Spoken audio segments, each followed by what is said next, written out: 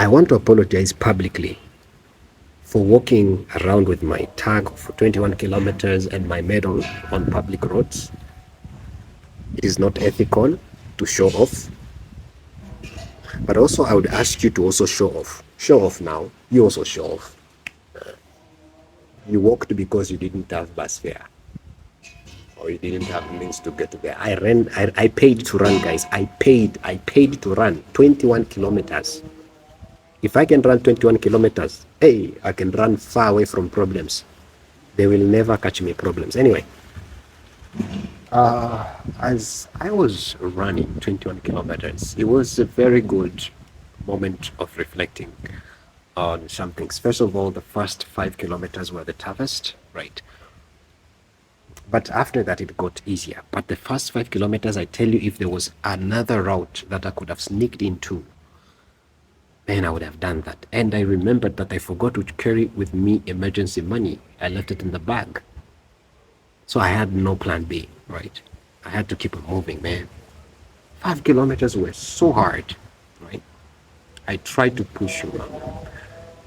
But it was a very great lesson. And I know in life, a lot of times there's that point where we feel it's just so difficult to literally move ahead, right? And I know my mentor actually tells me one thing, that to make the first million is so hard, but after that it becomes a little easier. The first step is usually so hard. The first few kilometers in life are usually so hard. And hey, you are inspiring us. Yes, run 21 kilometers, come and inspire us too.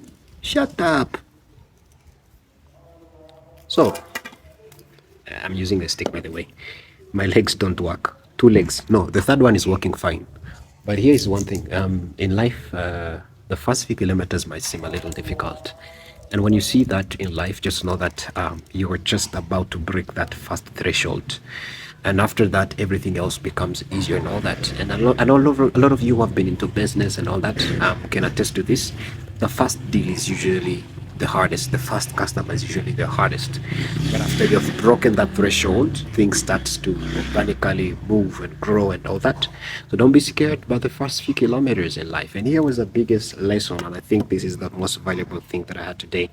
Now, the odds were against me. I didn't do practice at all. I just walked last week 20 kilometers actually, to town and then back. That was one. The rest of the times I did maybe 2 weeks before that, maybe 10 kilometers, walk, not run. Running is different, guys. And the last time I had run 21 kilometers was like 5 years ago. So the odds were against me. Now, I had planned this week to do practice so that I get myself ready for the 21. But here's something happened. The week got so busy, I couldn't get time to actually go and do the practice. So I just got in straight out of the blues and I said, like, I'm going to do 21. Now, in that, the Holy Spirit asked me when I was just about to hit my 10 kilometers, asked me one question, is like, if you had done practice, do you think that you'd have taken 21 kilometers? Honestly, no. I said no. If I had done practice for 10 kilometers, I wouldn't have taken 21 kilometers. And I know people did practice for 10 kilometers, and I asked a few of them. They were like, man, I did 10 kilometers. I hardly finished them. It was so tough. It was so hard. I did a few times, but I couldn't. I was like, what about 21? That is literally double the hassle. But for me, I had an advantage. I didn't do the 10 kilometers, so I don't remember how 10 kilometers feel. So I went straight into the, I'll put it again, sorry guys. So I went straight into the 21 kilometers. So if I had done practice of the 10, I knew it was going to be so hard for me to make it like in one piece for 21 kilometers. So I just went straight into the 21 kilometers. And on the way, when the Holy Spirit asked me that, I said, no, I wouldn't have done 21 kilometers, right? I wouldn't have done that. And asked me, so do you think that practice makes perfect? Or practice often hinders boldness? Because the one who did practice, they didn't end up doing the 21, right? The one who did practice of 10 to see their capacity, they didn't do 21. I who didn't do it, I didn't do practice, I did 21. So the only thing I had was boldness, right? The strategy part and then the boldness. That was the biggest carrier of that. I didn't have emergency money all with me. that I would get a ride on the way, right? It was just me, right? So it was me and boldness. Practice, I'm not saying don't practice, but be careful that practice does not take off boldness from you. A lot of opportunities, we get to prepare a lot for them. I'll be very honest. Maybe I have equipped myself with skills before, but things like interviews are some of my best strengths. Why? I don't worry about interview. Just go into the interview and talk and just do anything, right? It's because I'm very bold, right? I'm very bold when it comes to sales, when it comes to things like pitching. It's not because I'm better and I'm having a better English than the other people, I'm having the better flow. No, it's boldness. And I think it was just a reflection in so many places in life, in business opportunities, even in relationships. We want to practice. You want to hang out with 10 girls so that you get to know how to deal with the ladies. No, man, just get in, man. Get in. The problem is like you want so much experience, because if there's anything that can be done, experience will do it. But if there's something that cannot be done, only faith will do it. And we know that faith is an opposite of fear. And practice gives you fear.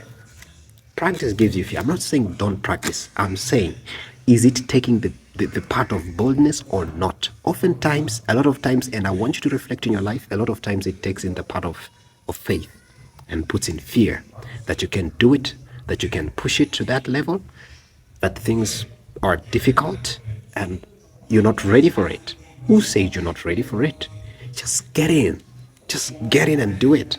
Look at the people that actually made it in life. A lot of them, it's because they had boldness of getting it and doing it.